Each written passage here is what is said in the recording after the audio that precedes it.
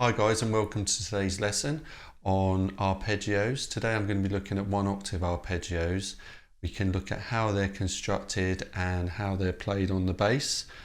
I tend to look at the four primary chord types, which will be major seventh, minor seventh, dominant seventh, and minor 7 flat 5. So we will look at how these are played on the bass. If we look initially at the major scale, which we'll play now on C, which would be C, D, E, F, G, A, B, C. Now in order for us to make an arpeggio from the major scale, we take the first note or the root, which would be C, the third, which would be E, the fifth, which would be G, and the seventh, which would be B. Okay, and then if we play those notes in a sequence, ascending and then descending, we get our first arpeggio. Now if we want to convert that into a minor arpeggio, what we would do is we would flatten the third note of the major scale. So what we would now have is C, E flat, which is at fret 11, and then G, then we'd flatten the seventh, B flat, C. So C, E flat, G, B flat, C, and then back down. Okay. Now if we want to play a dominant seventh arpeggio, that's going to be again made from the major scale, but we would use the root, which would be C, the third, which would be E, the fifth, which would be G. Now this note is different to the major seventh arpeggio, it's a B flat, and then we can play the octave.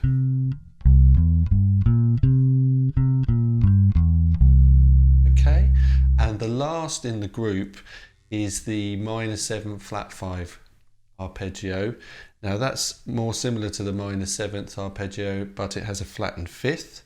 Now all of these notes come from the major scale, okay? So it would be C, E flat, G flat, B flat, and C. Okay?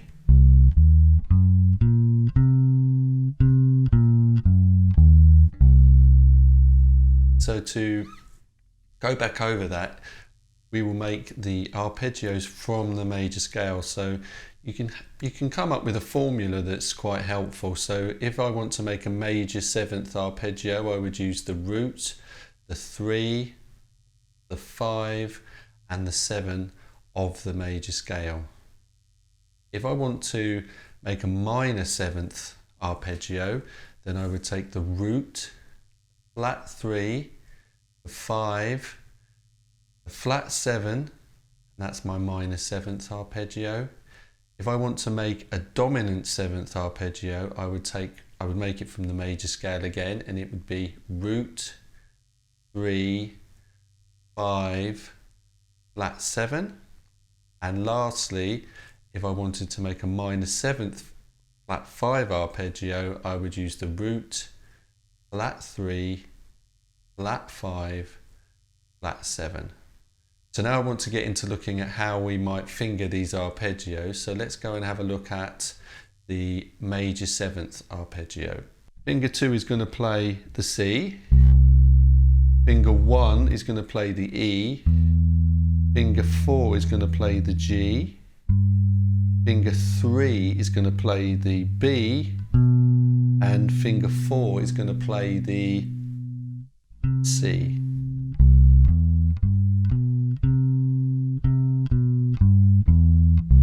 Okay, let's move on to the minor 7 arpeggio. So we're going to, the fingering will be, finger 1 will play the C, finger 4 will play the E flat, finger 3 will play the G, finger 1 will play the B flat, and finger 3 will play the C.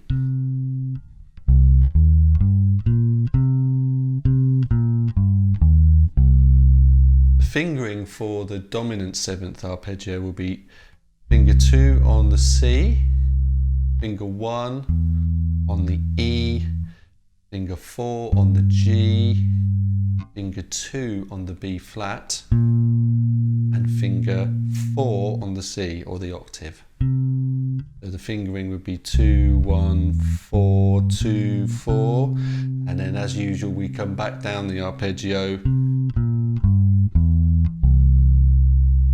And lastly, we would have the minor 7 flat 5 arpeggio, which would be C with finger 1, the E flat with finger 4, the G flat with finger 2, the B flat with finger 1, and then the octave with finger 3.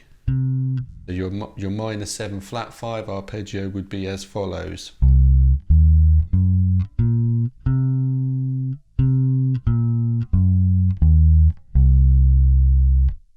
Good ways of practicing arpeggios. Well, you could play them all on the E string, or you could change and play them on the A string, depending on your practice schedule.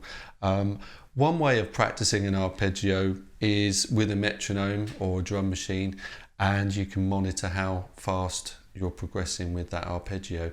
And if you play it, the first way that I would recommend would be to play it in a chromatic fashion. So if I start on fret 5 of the E string and then move 1 fret at a time up the fretboard, and then at each time you can play the arpeggio. So just a small version of this exercise would be,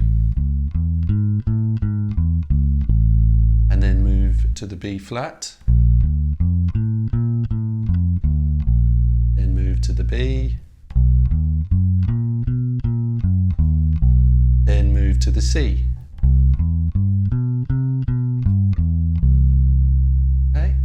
And that would work on the E string or the A string, and with any of the arpeggios that we've learnt today. Another good way of practicing these would be in something we use called the cycle of fourths. We can address that in another lesson, but just so you can understand what's going on, if I play my arpeggios in the cycle of fourths, I would start on a C, and then I would move to an F, and then I would move to a B flat. So each note that I'm playing is moving at the moment in fourths. So I'll give you a quick demonstration of that concept as well. So C major 7. Now if I move to the next note, which will be a fourth away, F. My next one would be a B flat. And we could move to the next note, which would be an E flat. And so eventually, if you go through this cycle of fourths, you will end up back at where you started from. If you go around the cycle of fourths in the opposite direction, you would be moving in intervals of fifths. But initially, I would recommend just getting the arpeggio in one position, get used to the fingering. Make sure you're using the right technique, make sure your thumb's not popping over, or you're not missing notes, and then start to build up the speed gradually. Thank you very much, and I hope to see you soon.